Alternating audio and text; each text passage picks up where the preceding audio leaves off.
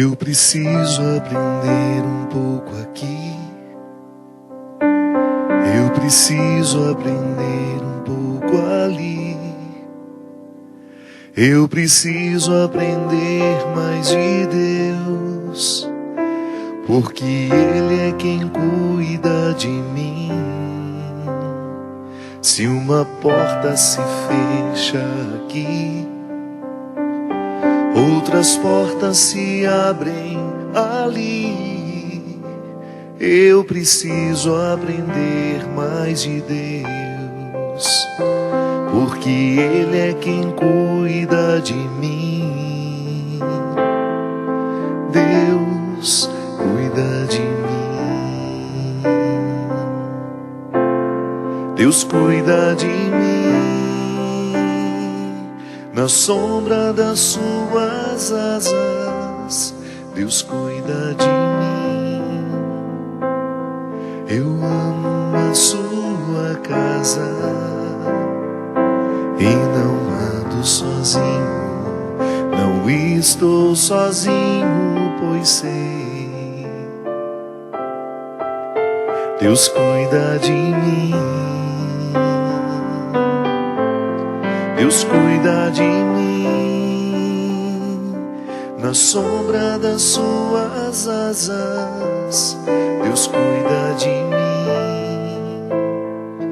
Eu amo a sua casa e não ando sozinho. Não estou sozinho, pois sei. Deus cuida de mim.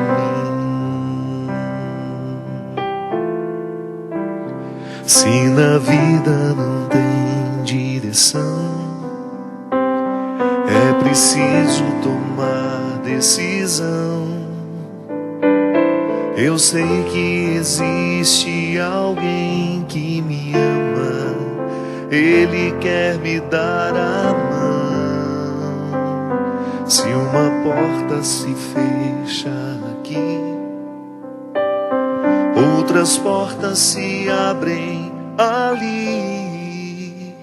Eu preciso aprender mais de Deus, porque Ele é quem cuida de mim. Deus cuida de mim. Deus cuida de mim. Na sombra das suas asas, Deus cuida de mim. Eu amo a sua casa e não ando sozinho. Não estou sozinho, pois sei. Deus cuida de mim. Deus cuida de mim. Na sombra das suas asas, Deus cuida de mim. Eu amo a sua casa e não ando sozinho. Não estou sozinho, pois sei. Deus cuida de mim. Muito boa noite, é com muita alegria que nós começamos mais um programa de Direção Espiritual. Hoje aqui de São Paulo, tendo a agradável companhia do Altamir. Muito obrigado, querido, pela oportunidade de estar comigo no programa Direção Espiritual, cantando essa canção que vocês já me ouviram cantar tantas vezes, que é tão especial ao meu coração. A partir dela nasceu o projeto Amor Me Elegeu, que é o CD lançado pela Canção Nova neste ano. Essa canção do pastor Kleber Lucas me acompanhou durante muito tempo. E é bom, né, a gente ter uma canção que nos acompanhe, como se fosse um pouco a trilha sonora do nosso caminho espiritual. Sim, porque todos nós temos a nossa trilha sonora. Às vezes a vida só pode ser compreendida a partir da trilha sonora. Queira assistir um desenho animado, por exemplo, sem som. Você não vai compreender tanto quanto quando você está com o som ligado. A trilha sonora envolve a cena. E Deus me envolveu em momentos muito preciosos e dolorosos da minha vida com essa música. E é interessante porque a mim sempre soou como uma curiosidade. Como é que Deus cuida de nós? Por ser muito racional, né? Isso sempre passou pela minha cabeça. Como é que eu posso experimentar na minha vida o cuidado de Deus? Sim, enquanto uma experiência de fé, sim, Deus me protege pelo pensamento, por exemplo. A partir do momento que eu creio na proteção divina, eu reforço na minha mente, reforço em mim, no meu jeito de ser, todas as convicções, né? De que Ele está comigo, de que Ele me ajuda a escolher o melhor caminho.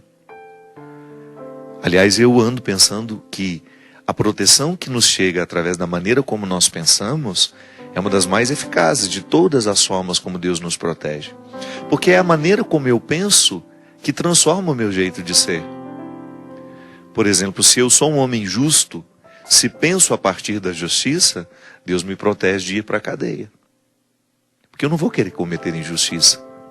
Eu não vou querer fazer falcatrua. Eu não vou querer errar pelo caminho. Eu não vou querer matar, eu não vou querer roubar.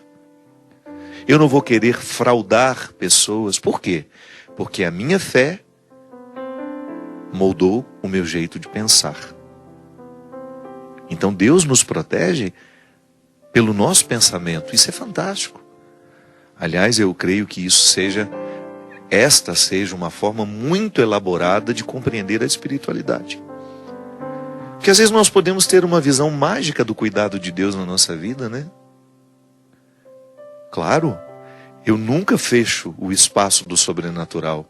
Eu não consigo compreender a maneira sobrenatural como Deus me protege, mesmo porque eu não tenho conhecimento de tudo. Por exemplo, vou pegar um voo, chego lá ansioso para chegar e de repente o voo foi cancelado. Qual é a minha primeira reação? Ficar chateado. E tentar de tudo para resolver aquela situação. Mas quem me garante que era para eu ir naquele voo? Quem sabe Deus me segurou um pouquinho ali porque iria me privar de alguma coisa mais à frente? Eu parei de questionar tudo o que dava errado. Claro, não estou privado de ficar chateado, de ficar aborrecido. Mas na hora que passa aquele ímpeto, eu fico pensando, eu não tenho o controle dos fatos. Eu perdi esse voo, mas de repente não era para ir, era para ficar aqui, esperar um pouco mais. Às vezes quando eu vou pegar a estrada, quantas vezes me ocorre esse pensamento? Por que eu saí justamente nesse horário, se eu queria ter saído antes?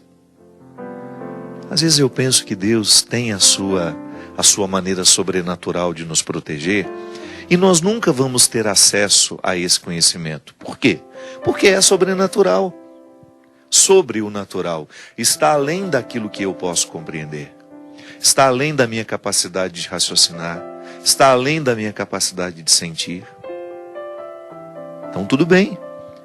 Deus tem uma maneira sobrenatural de nos proteger. Mas eu também não me privo de pensar na maneira natural da proteção. Sim.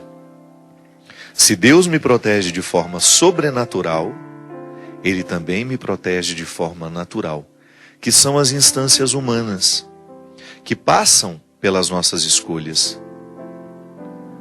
Toda vez que eu falo do cuidado de Deus na minha vida, eu não tenho como não me lembrar da minha mãe. E você da sua. Pensar que nós nascemos tão incompletos. Já falei tantas vezes isso aqui no programa. O ser humano, de todas as criaturas, talvez seja o que nasce mais incompleto. Você leva anos, mais anos, até você ter condições de ir buscar o seu próprio alimento. É uma indigência. Você é todo indigente quando nasce. Você nasceu todo indigente. O que é indigência? Limites. Um potrinho nasce, por exemplo, alguns minutos depois ele já está em pé procurando a teta da mãe. E já dá os seus passos. Tremulante, mas vai. Nós não. Levamos quase um ano, às vezes até alguns até um pouco mais de um ano, para poder dar os primeiros passos. Então eu sou cuidado pela minha mãe. Essa semana mesmo eu falava isso, num evento que fiz em Anápolis. Aliás, o meu grande abraço ao povo de Anápolis. Obrigado pelo carinho, pela oportunidade linda que nós tivemos de estar juntos naquela noite. Eu olhava para aquelas pessoas e dizia, olha, eu desconheço as histórias de vocês, mas eu estou olhando para pessoas que foram muito amadas até hoje, com limites, com falhas, mas amadas. Porque ninguém sobrevive à indigência da infância se não for amado, se não for cuidado. Eu levei um tempo até ter condições de preparar o meu próprio alimento. Alguém preparou por mim. Minha mãe, nos meus primeiros anos, precisava fazer tudo por mim. Ela, claro, minhas irmãs, meu pai, um pouco menos, porque o pai, dentro da nossa cultura, ele não participava tanto do nosso processo humano. Trabalhava, pagava as contas. Hoje não, graças a Deus, a figura do pai está sendo incorporada a esse cuidado do dia a dia. Então, quando eu penso no cuidado que Deus tem comigo, eu não tenho como retirar dessa dimensão, deste raciocínio, as pessoas que me tornaram possível. Os meus professores, por exemplo, que me ensinaram a ler, a escrever, me ensinaram a pensar corretamente, me ensinaram lógica. Todos aqueles que contribuíram para que eu pudesse ter um conhecimento específico, foram expressões do cuidado natural de Deus comigo. Não é verdade? Deus cuida da gente assim, através de estruturas humanas, de pessoas. Eu tenho certeza que eu estou falando aqui e você está naturalmente conduzido aos corredores da sua história e encontrando rostos, nomes de pessoas que cuidaram de você. Tia, avó, avô, irmão, primo, prima, amigo. Nós somos o resultado de tantos cuidados. Tantos cuidados. Por isso que eu fico pensando que às vezes a nossa fé em Deus, quando não passa por essa compreensão humana, ela fica muito sem efeitos em nós. A nossa fé precisa ser plantada no chão da história. Nós precisamos olhar para tudo aquilo que a gente viveu e fazer a mesma leitura que o povo de Israel fez da história da salvação. Não é bonito isso? A Sagrada Escritura, por exemplo, é o resultado de uma compreensão humana de um fato sobrenatural. Homens e mulheres viveram aquilo que eles consideraram pela fé um cuidado de Deus, uma intervenção divina na história da identidade daquele povo, e nós até hoje olhamos para essa história e fazemos a leitura desse cuidado, aplicando à nossa vida. Sim, o povo de Israel faz uma leitura da sua própria história sempre à luz do sagrado. Foi Deus quem nos conduziu até aqui. Foi Deus quem nos retirou do cativeiro da escravidão. Foi Deus quem nos libertou. Foi Deus quem abriu o Mar Vermelho. Então você tem uma série de acontecimentos que para aquele povo representa justamente a intervenção divina do cuidado. E para nós continua, porque nós somos cristãos com raízes judaicas. A história do povo judeu é também a nossa história. O nosso fundador, podemos dizer assim, né? Ele era judeu. Ele recebeu essa herança. Ele aprendeu com seus pais, com seus professores, a história deste Deus cuidador. E é claro que depois ele a reformula. O cristianismo que nós vivemos é uma reformulação, é uma reinterpretação de todos estes fatos à luz da ressurreição de Jesus, à luz da sua intervenção na história. Então o cuidado de Deus para nós cristãos está plenamente manifestado em Jesus, que vem justamente conceder-nos uma nova identidade, salvar-nos das consequências do pecado original. Não livrar-nos, né? Porque nós estamos o tempo todo lidando com elas. Mas Ele nos salva. Isso é, Ele imprime na nossa alma um poder de lutar contra essas forças que podem nos destruir. Sim, eu como cristão luto o tempo todo contra as forças diabólicas. E eu nem gosto de falar diabólica me referindo ao diabo, não. Eu prefiro me referir ao diabólico como tudo aquilo que é naturalmente humano, sabe? E que está machucado pelo pecado. O precário em mim. Eu sou ciumento, eu sou orgulhoso, eu sou invejoso, eu sou mentiroso. Eu tenho tendência a todas essas fraquezas. Só que eu tenho uma força superior plantada dentro de mim para que eu tenha forças de lutar contra todas essas forças. Então é Deus cuidando de mim, me dando o recurso necessário para que eu não venha sucumbir quando a minha inveja quiser manifestar-se. Ou então, quando o meu orgulho quiser aflorar. A força de Cristo em mim, a força de Cristo em você, munindo-nos, né? Eu gosto da palavra munus, que é o sacerdotal, o profético, o régio. Qual que é o outro? Profético, sacerdotal e régio. Jesus, rei, profeta e sacerdote. Eu recebo os munus, isso é, toda a força de Cristo me foi dada e foi colocada dentro do meu coração. Da minha mente, se você quiser dizer. Lembra que eu falava que Deus nos protege pelo pensamento? Sim. Quanto mais eu estiver mergulhado no cristianismo, quanto menos as minhas incoerências prevalecerem sobre mim, maior será a minha lucidez para pensar positivamente a vida, fazer escolhas que me favoreçam. E aí é Deus cuidando de mim. É como atravessar a rua, minha gente. Eu acredito na proteção divina, sim, mas eu olho para os dois lados antes de atravessar a rua. Porque há uma parte desse cuidado que cabe a mim. E Deus vai interferindo na minha vida através de pessoas, de um voo que é cancelado, de um horário que está atrasado. Tudo eu começo a ver a partir dessa mística. E você sabe que a ansiedade vai até embora do coração da gente? À medida que a gente vai ficando mais leve, e que você vai permitindo a vida acontecer, sem tanta programação, sem tanto... Claro, a gente programa como pode, mas quando aquilo que a gente programou não dá certo, encaro isso como uma proteção divina. É Deus ali, mexendo os pauzinhos, né? Ou mexendo as peças do tabuleiro da minha vida para que eu possa ganhar. Às vezes no momento em que acontece eu até tenho uma decepção, fico com aquele amargo achando que não valeu a pena, que não era. De repente o tempo passa e você percebe que aquilo nem fez diferença.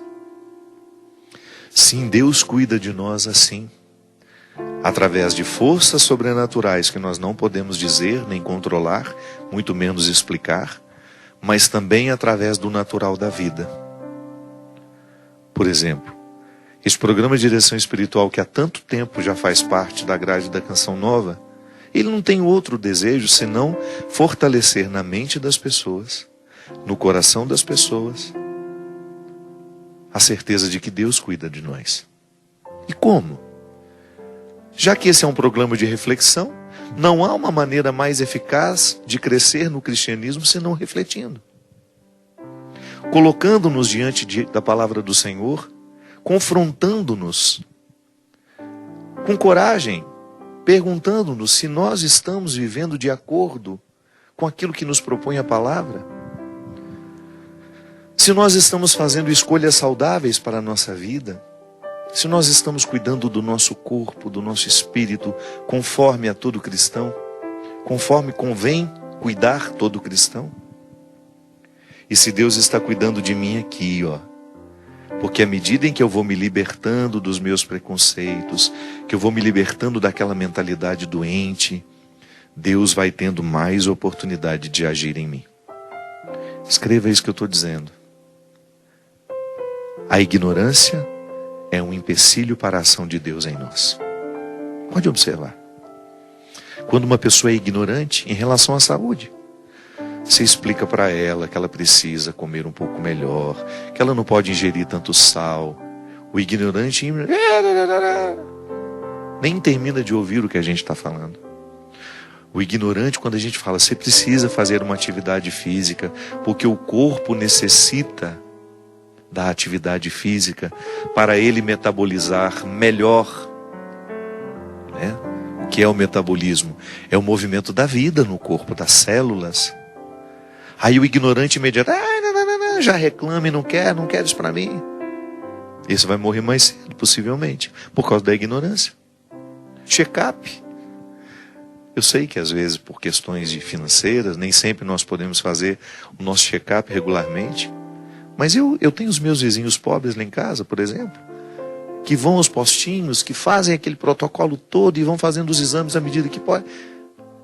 O ignorante não faz, não quer saber. Eu não vou fazer check-up para quê? Para descobrir alguma coisa? Isso é uma frase ignorante. Por quê? Ignorante no sentido de desconhecer o motivo pelo qual se faz as coisas.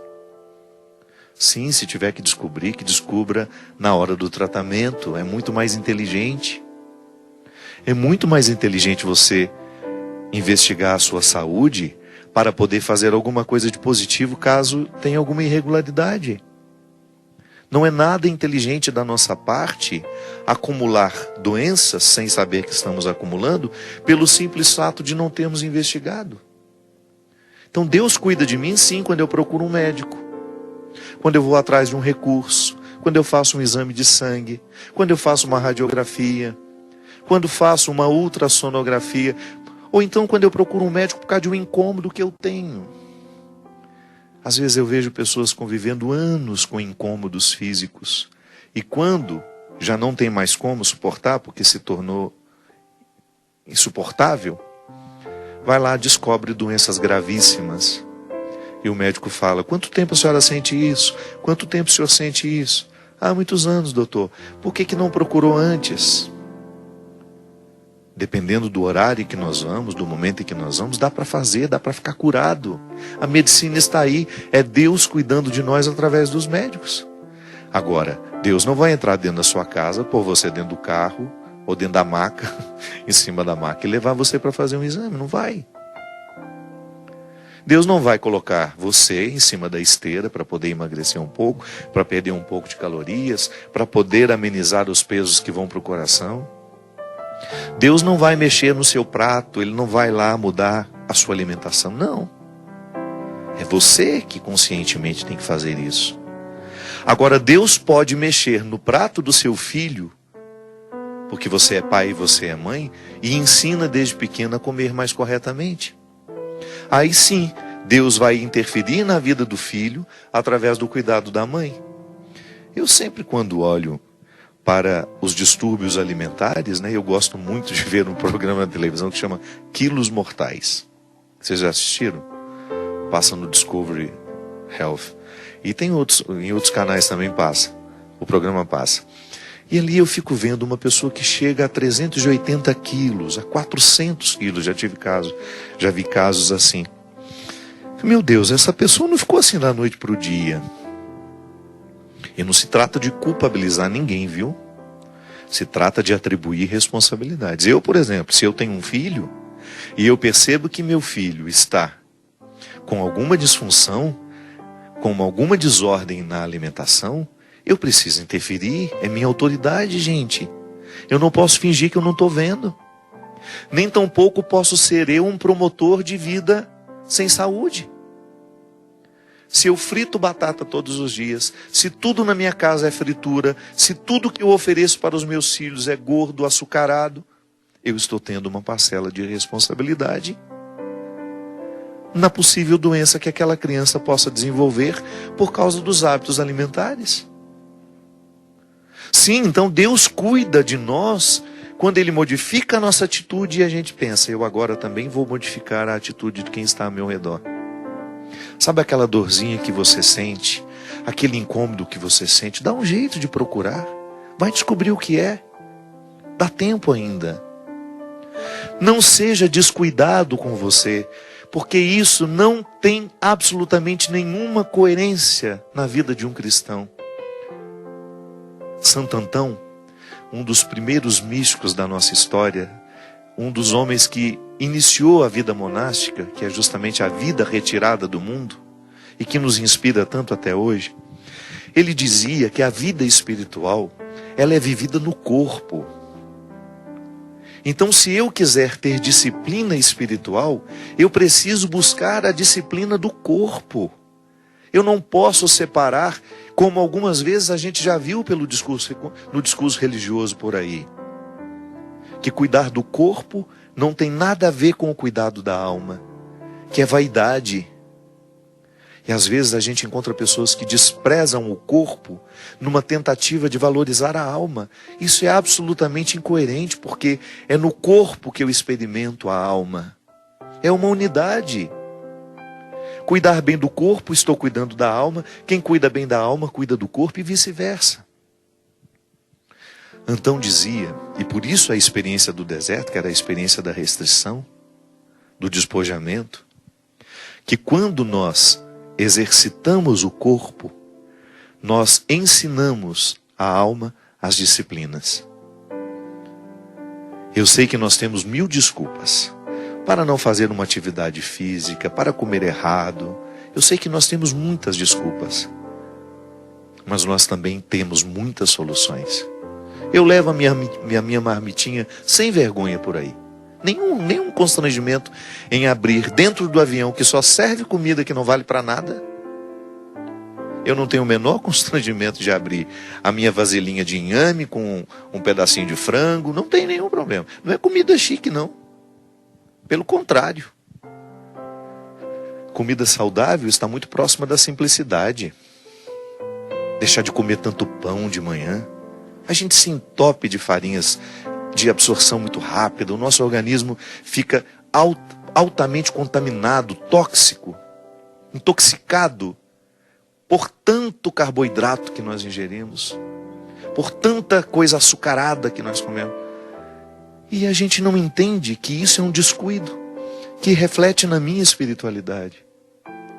Sim, o nosso corpo é o lugar em que nós mostramos ao mundo que nós acreditamos que o cuidado é uma estrada de 2 vias. Deus me dá a saúde e eu cuido dela. Mas não adianta eu ficar rezando pedindo saúde se eu não faço a experiência do cuidar da saúde. Ah, minha gente, é tão mais prático, é tão mais interessante mostrar ao mundo a nossa fé de maneira concreta, interferindo na nossa vida.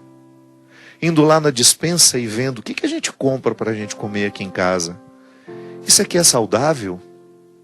Essa indústria alimentícia que não tem nenhuma preocupação com a nossa saúde e que, aliás, trabalha em parceria com a farmacêutica. A indústria alimentícia adoece, a farmacêutica trata sintomas e depois nos devolve de novo com outros sintomas causados pelos efeitos colaterais. Aí vai assim. Eu fico lembrando da sabedoria de onde eu nasci. Onde cada um de nós tínhamos as nossas hortinhas em casa. Onde nós plantávamos um pouco de tudo. Sim. A nossa vida ficou moderna demais. E se tem uma coisa que a vida moderna arrancou de nós, sobretudo porque não temos tempo, é justamente privar-nos da experiência do cuidado pessoal.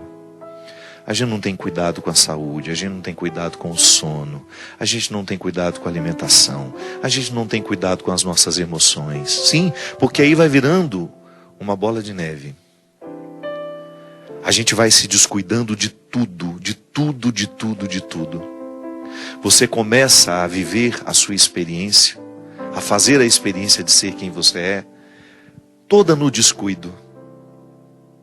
Não cuida do corpo, não cuida da alma. E de repente você está doente em todos os aspectos.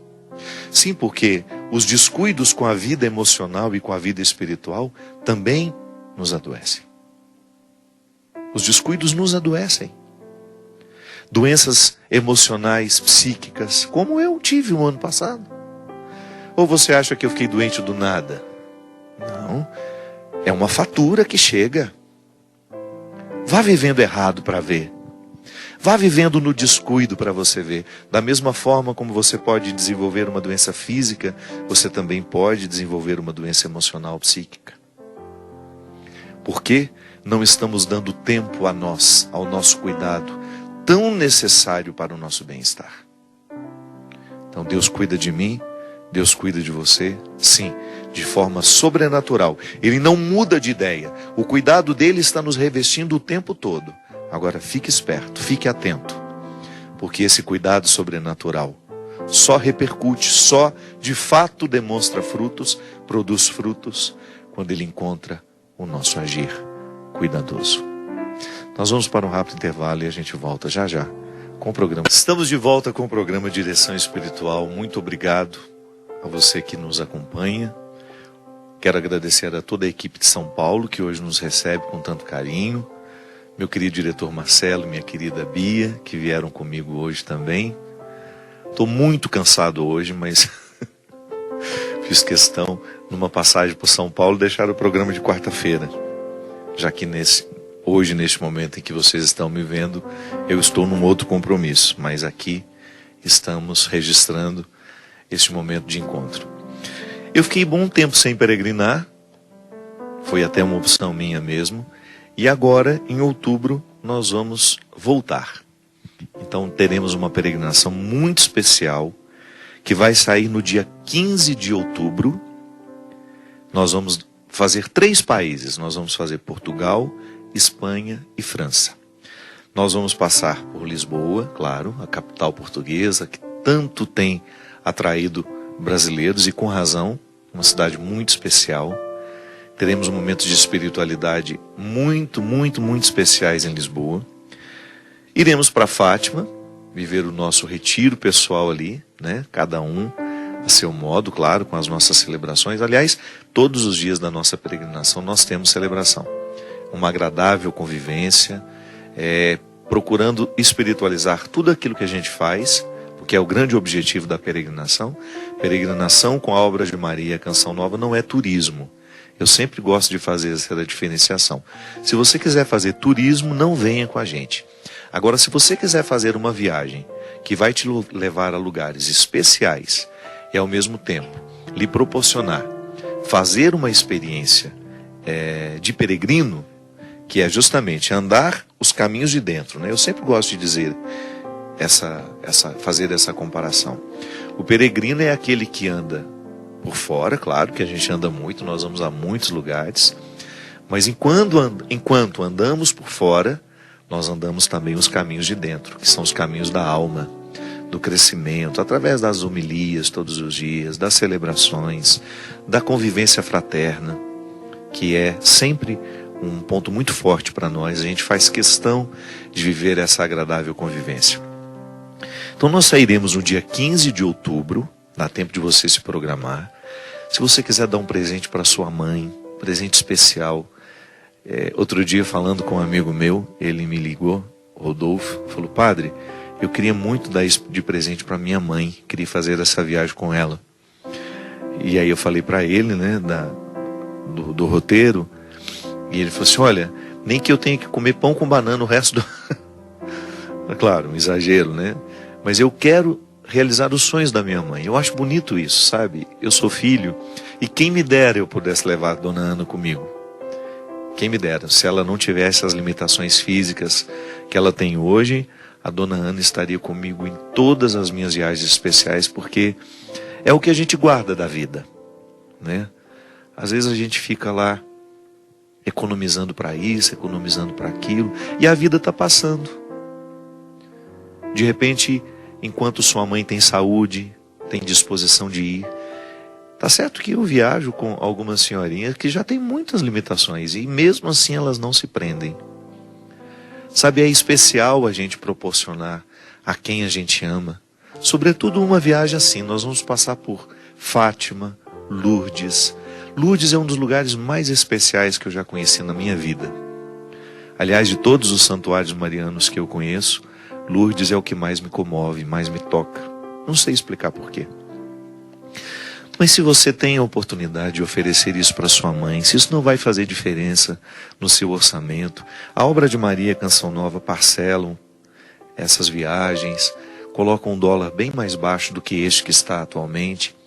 Enfim, uma oportunidade que você tem de oferecer a uma pessoa que você ama um momento muito especial. A gente promete que a gente cuida muito bem dela. Se você nos confiar, você pode ter certeza que ela será tratada por todos nós com muito amor, muito carinho. Então, como eu estava dizendo, vamos passar por Fátima, vamos passar também pela capital da Espanha, Madrid. Faremos os passeios turísticos em Madrid, claro, teremos missa. Depois seguiremos para Saragoça, que é um destino também que tem uma catedral muito bonita dedicada a Nossa Senhora do Pilar.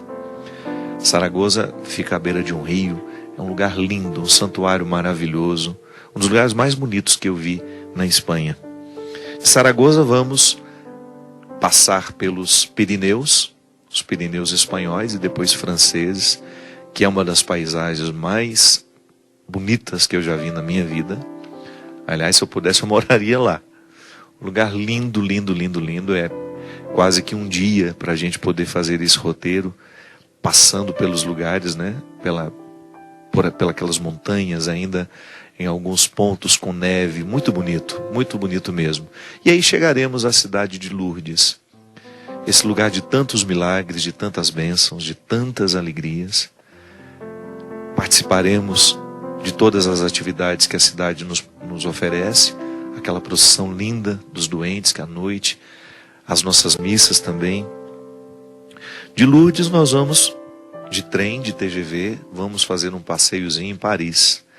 Faremos uma visita ao Santuário da Medalha Milagrosa e também outros pontos turísticos de Paris, que é uma das cidades mais bonitas do mundo. A nossa viagem vai começar no dia 15 e ela vai até o dia 26. Então você precisa ter mais ou menos 12 dias separados aí na sua agenda para você poder fazer essa peregrinação. Dá tempo, nós ainda estamos em início de agosto, você pode se programar para poder viver este momento de profunda espiritualidade e também de descanso, né? A gente estava falando do cuidado, eu pessoalmente penso que uma viagem que a gente se dá é um presente que a gente não tem nem como avaliar. Porque às vezes a gente está necessitados. Nós estamos necessitados de um passeio, de um momento em que a gente dedique-se a nós. Eu quero dedicar esse momento a mim. Eu acho interessante na peregrinação, porque às vezes muitas mulheres vão e nos primeiros dias elas ficam muito ligadas e querem saber como é que estão em casa, como é que as coisas estão. Eu sempre digo para elas, acalma, deixe eles sentirem sua falta. Vai fazer bem para eles sentirem a sua falta. Pois quando você voltar, eles vão valorizar um pouco mais. Dedique a você esse momento. Viaje para que você desfrute, para que você tenha a oportunidade de reabastecer-se. Porque às vezes espiritualmente nós vamos ficando esvaziados, é por causa da rotina da vida. Às vezes a gente acha que só rezar basta. Não. A oração é muito importante na nossa vida, mas nós precisamos de recolhimento. O recolhimento, sabe, o silêncio, é ele que nos descansa. É ele que nos reabastece. Então vamos, se você puder, vai ser um prazer ter a sua companhia neste tempo de peregrinação. Quero lembrar também que agora no mês de agosto, nós estaremos no próximo sábado, agora dia 4, em João Pessoa, aí no Domus Hall. Domus Hall. Vai ser uma festa muito especial. Vai ser um prazer imenso voltar a João Pessoa. Então no próximo sábado, às 21 horas, vocês de João Pessoa e região são meus convidados para essa noite de lançamento do CD O Amor Me Elegeu. Depois, ao longo do mês, vamos ver aqui, eu estarei no dia 11 de agosto na cidade de Fernandópolis, no recinto de exposições Percivaldir Semeghini, a partir das 21 horas, então, no dia 11 de agosto, na cidade de Fernandópolis. No dia 16 eu volto a Belém, essa cidade tão especial ao meu coração, para um show muito especial às 21 horas, no hangar Centro de Convenções e Feiras da Amazônia. Então no dia 16 de agosto, é uma quarta-feira, às 21 horas, show em Belém do Pará, também lançamento do CD O Amor Me Elegeu. No dia 18, em Ubajara, Ceará, lá no Castelo Clube, às 21 horas também. Ubajara, Castelo Clube, aí no Ceará. Depois, no dia 26 de agosto, em Taboão da Serra, na Arena Multiuso, às 19 horas. Tem um e-mail aqui de uma pessoa que me escreveu. Eu achei interessante porque é muito comum pessoas viverem este mesmo conflito. Cadê? Aqui. Padre Fábio, estou passando por uma fase pela qual eu não sei decidir sozinha. Venho aqui pedir sua orientação. Como sabemos o momento certo de deixar a pessoa que amamos ir embora? Reconhecer que o relacionamento passou e que já não é melhor continuar. Apesar do amor ainda existir, mas não existir mais felicidade. Minha filha, eu não sei de que relacionamento você se refere. O casamento, eu acho que sempre vale a pena lutar por ele, a não ser que existam agressões, que já não exista mais dignidade. Eu sempre achei que a relação do matrimônio, ela deixa de ser sagrada no momento em que você tem o desrespeito verbal, o desrespeito físico. E eu não fico aconselhando casais para se separarem, não. É que às vezes o casamento nem aconteceu. Tamanho o descontrole daquilo que ali eles chamam de casamento. Eu não sei aqui se você está falando de um namoro, se você está falando de um noivado. O que a gente precisa ficar atento é perceber se o amor ainda existe. Porque o amor também não é fruto do acaso. Ele é fruto do empenho, da dedicação. Igual no casamento. Como é que um casamento pode dar certo? E eu admiro e louvo a Deus toda vez que eu encontro um matrimônio de verdade, que prevaleceu no tempo. Ali, sem dúvida, o amor foi renovado. Passou pelas fases, né? O amor tem fases. E ali uma comunhão entre as partes. O grande problema é que às vezes nós vemos casamentos, pretensos casamentos, em que somente uma das partes se casou. É muito comum encontrar famílias em que somente uma das partes se casou. Somente na cabeça de um dos cônjuges existe o sacramento. O outro nunca teve respeito, nunca respeitou aquilo que prometeu no altar. Então, a hipocrisia prevalece muito às vezes. Quando é que a gente tem que chegar à conclusão de que não dá mais para insistir? Quando você percebe que está ferindo a sua dignidade. Porque se tem alguma coisa que nessa vida nós não podemos permitir, é que um relacionamento venha retirar de nós o que é divino, o que é sagrado. Isso é sério. Porque eu não posso ter nem mesmo uma amizade. Não é justo, com o que Deus deixou em mim, eu alimentar amigos que desrespeitem o sagrado que me habita. O que dirá um relacionamento dentro de casa. Faz parte do exercício da conversão, né? Mesmo porque o casamento só pode ser reconstruído assim, quando as partes, de fato, interpretam a convivência como uma feliz oportunidade de promover no outro o que Deus quer que aconteça. Então, como é que eu posso estar casado com alguém que não me enxerga, pelo menos de uma forma parecida como Deus me enxerga? Quantas vezes a pessoa é um objeto da outra? Isso não é casamento. Pode até ter casado lá na igreja, mas não aconteceu dentro dos corações. O sacramento não se fez. Ele não aconteceu no coração dos cônjuges. Tanto é que a igreja é muito sábia em dizer, né? Que às vezes as pessoas ficam equivocadas na linguagem e isso, porque falam erradamente, isso vai se multiplicando, achando que... o padre que celebrou meu casamento. Não, o padre não celebrou seu casamento. O padre presidiu a celebração. Quem celebrou foi você e seu marido. Quem celebrou foi você e sua esposa. Mas pode ser que não tenha celebrado, né? Porque se dentro do coração não existiam as disposições necessárias para o vínculo sacramental, foi teatro. Assim como acontece muitos outros teatros pela vida fora. Fique atento a todo e qualquer relacionamento que desrespeite o sagrado que há em você. E quando a gente fala sagrado, dá a impressão que é uma coisa, né, muito sobrenatural. Não, é dignidade. Sempre que você falar o sagrado que me habita, você naturalmente pode pensar a dignidade que está em mim. Dignidade é tudo aquilo que nos dignifica, que nos identifica, que nos retira do fosso comum. Então eu tenho dignidade, eu tenho valores. Eu sou uma pessoa de valor.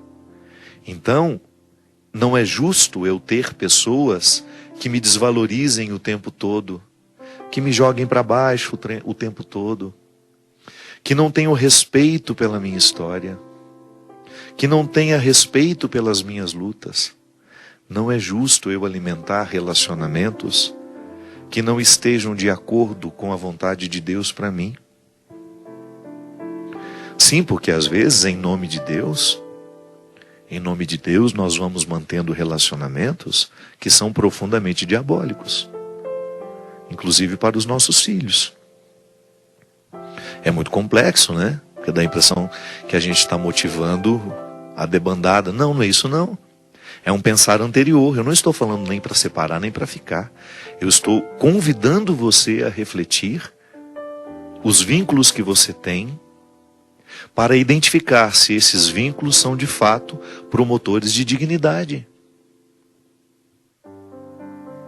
Quantas mulheres se submeteram a maridos violentos uma vida inteira? Em nome de religião. Eu escutei que o casamento tem que ser para a vida inteira. Sim, o casamento que nós queremos que seja para a vida inteira é o casamento da promoção um do outro. Um relacionamento todo baseado, pautado na humilhação, na agressão física, na agressão verbal. Você acha que Deus está feliz com isso? Jamais. Olha a parábola da ovelha perdida. Aquilo ali é a expressão de puro amor, de um Deus que vai atrás daquele que está perdido. E traz, olha, você não está cuidando bem dela, não, eu vim aqui buscá-la de volta. É o que meu pai faria. É o que o seu pai faria se visse uma filha dentro de um relacionamento, ou um filho dentro de um relacionamento que está sendo destrutivo para ele. Minha gente, é complicado. A resposta não é tão simples assim como parece. E é até perigoso ficar refletindo isso na televisão, porque daqui a pouco nos acusam de que nós estamos dizendo que tem que separar. Não. Nós temos que refletir. E muito. Uma reflexão que tem que passar pela família, inclusive. Tem um pai agressor em casa? Pai, isso não é maneira de tratar a mãe. Isso não condiz com o que vocês assumiram diante de Deus. Tem uma mãe que é agressora também? Existe? Mãe, isso não é uma maneira de conduzir uma família. Tem filho agressor? Tem. Quantos filhos hoje agridem pais? É aquele conflito, manda embora da minha casa? Gente, o ponto de partida e de chegada da reflexão tem de ser este. Estar ao seu lado custa a minha dignidade? Para estar ao seu lado, eu tenho que abrir do dom mais precioso que Deus me deu, que é o meu valor como pessoa? Porque você pode ter certeza, para dar certo, casamento é cheio de sacrifícios. Todo relacionamento. A amizade tem sacrifício, a filiação tem sacrifício, a vida marido e mulher tem sacrifício, mas pelo amor de Deus, este sacrifício tem que ser positivo. Ele não pode ser a motivação de um aniquilamento pessoal, não. O sacrifício é a gente juntos, descobrindo o que no nosso jeito de ser a gente precisa sacrificar pelo outro. Então, às vezes nós temos em alguns casos, em alguns relacionamentos, em que somente uma parte luta. Não é justo. E o pior, a parte que luta é constantemente humilhada, praticamente aniquilada pela outra que está ociosa. Então, nós que somos cristãos, o primeiro amor que nos ama é o amor de Deus. E esse amor de Deus, primeiro que nos ama, se manifesta em nós como amor próprio. O amor próprio é a chave de toda interpretação. O amor próprio é ele que vai nos dar os indicativos, se nós estamos no caminho certo ou não. Se está valendo a pena lutar por isso ou não. E às vezes nem se trata de mandar o outro embora, não, se trata de se posicionar, de você olhar nos olhos e de dizer, olha, eu quero que você, na minha vida, seja um sinal de Deus da mesma forma como eu quero ser na sua. Eu não quero diabolizar, também não quero ser diabolizado. É justo que nós tenhamos clareza, que nós tenhamos enfrentamentos que vão nos ajudar a justamente identificar onde é que, por amor, nós precisamos e devemos mudar. Eu sei que você tem suas batalhas diárias para isso, mas eu sei que às vezes a gente se acomoda, a gente deixa de buscar o que precisa ser buscado. Não tenha medo. Em respeito ao amor que Deus tem por você, cuide-se. Em respeito ao amor que Deus tem por você, olhe bem para os seus relacionamentos e tenha coragem de terminar onde precisa ser terminado, por ponto final onde precisa ser colocado. Em respeito ao amor que Deus tem por você. Sim, porque você é o guardião deste amor. É preciso criar a sentinela, a proteção, porque senão o diabo nada de braçada em nós. Porque quando o nosso amor próprio vai embora, nós nos tornamos presas fáceis para ele, para o inimigo. Mas quando nós reforçamos a experiência do amor de Deus em nós, ainda que mais solitários, nada e nem ninguém poderá atentar contra o sagrado que nos habita. Muito obrigado pela sua companhia. Que Deus abençoe a todos. Até a próxima quarta-feira, se Deus quiser. Derrame sobre nós a bênção e a proteção do céu, do Deus que é Pai, Filho e Espírito Santo. Amém. Eu preciso aprender um pouco aqui. Eu preciso aprender um pouco ali. Eu preciso aprender mais de Deus, porque Ele é quem cuida de mim. Se uma porta se fecha aqui, outras portas se abrem ali. Eu preciso aprender mais de Deus, porque Ele é quem cuida de mim. Deus cuida de mim. Deus cuida de mim. Na sombra das suas asas, Deus cuida de mim. Eu amo a sua casa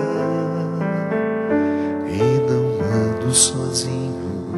Não estou sozinho, pois sei. Deus cuida de mim. Deus cuida de mim, na sombra das suas asas, Deus cuida de mim. Eu amo a sua casa e não ando sozinho, não estou sozinho, pois sei, Deus